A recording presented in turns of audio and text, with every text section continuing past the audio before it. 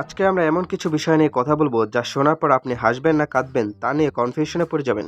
ক্রিকেটের দুনিয়ায় নাকি এখন বিউটি অফ টেস্ট ক্রিকেট বা টেস্ট ক্রিকেটের সৌন্দর্য চারিদিকে ভেসে বেড়াচ্ছে, কেন জানেন?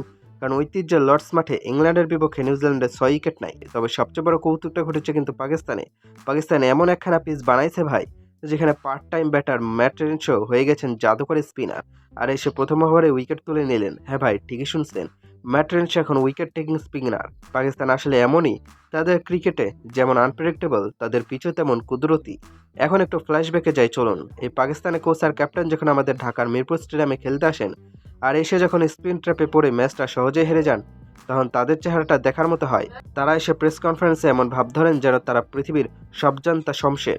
পিচের এই দোষ ওই দোষ, মিরপুরে মাটি ভালো না, এখানে ক্রিকেট হয় না, এখানের ঘাস ভালো না, কত রকমের বাহানা।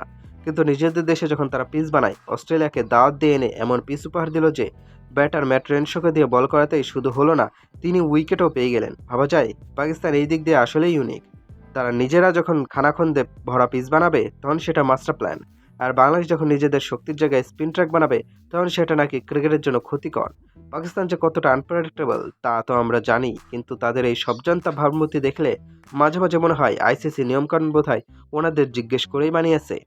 এবার আসে আসল মজায়। দুনিয়ার যত ক্রিকেট লিজেন্ড আর সাদা চামড়ার পণ্ডিতরা আছেন, তাদের একটু অদ্ভুত রোগ আছে। এই রোগটা আমি বলি ভেন্নু ব্লাইন্ডনেস। যখন মিরপুরের উইকেটে বল একটু স্লো হয়, একটু নিচু হয়, আর ব্যাটসম্যানরা খাবি খেতে খেতে আউট হয়, তখন এই লিজেন্ডরা ঘুম থেকে জেগে ওঠেন, টুইটার ফেসবুক গরম করে ফেলেন এই বলে যে ছি ছি, এটা কি পিস, এখানে স্ট্রোক মেকিং করা যায় না, টেস্ট ক্রিকেটের 12টা বেজে গেল, টেস্ট ক্রিকেট ইজ ডাইং।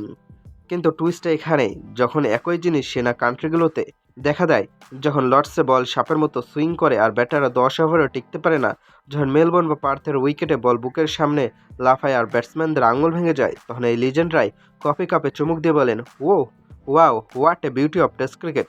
এটাই তো আসল পরীক্ষা। Test cricket is so beautiful. মানে ভাই, মিরপুরের উইকেট পড়লে সেটা বাজে পিচ, আর লর্ডস বা মেলবোর্নে 2 দিনে ম্যাচ শেষ হয়ে গেলে সেটা বিউটি অফ টেস্ট ক্রিকেট। বাহ সেলুকাস, কি চমৎকার এই নীতি।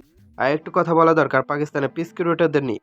ওনারা যখন পিচ বানাতে বসেন, ওনারা নিজেরাও জানেন না যে ম্যাচের 3য় দিনে পিচ কেমন আচরণ করবে। অস্ট্রেলিয়া দল হয়তো ভাবতেও পারেনি যে তাদের ম্যাট রেনশোকে দিয়ে বল করাতে হবে, আর রেনশো এসে প্রথম ওভারে উইকেট নিয়ে ব্রেক থ্রো এনে দেবেন। শেন ওয়ান কিংবা মুত্তা মুরলীধরন আত্মাহিত রেনশোর বল দেখে ড্রেসিং রুমে বসে কাঁদছিল।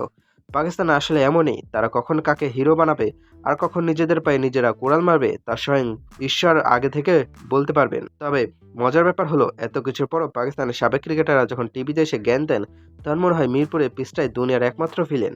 তো দিন শেষে হিসাবটা খুব সোজা, পাকিস্তান আনপ্রেডিক্টেবল ছিল, আছে আর থাকবে। আর ক্রিকেট দুনিয়ায় এ ডাবল স্ট্যান্ডার্ড বা দ্বিমুখী নীতি চলতেই থাকবে। সাদা চামড়ার দেশে 2 দিনে 20 উইকেট পড়লে সেটা বিউটি, আর আমাদের উপমহাদেশে স্পিনাররা রাজত্ব করলে সেটা পিচের দোষ। এই থিওরি হজম করেই আমাদের ক্রিকেট দেখতে হবে।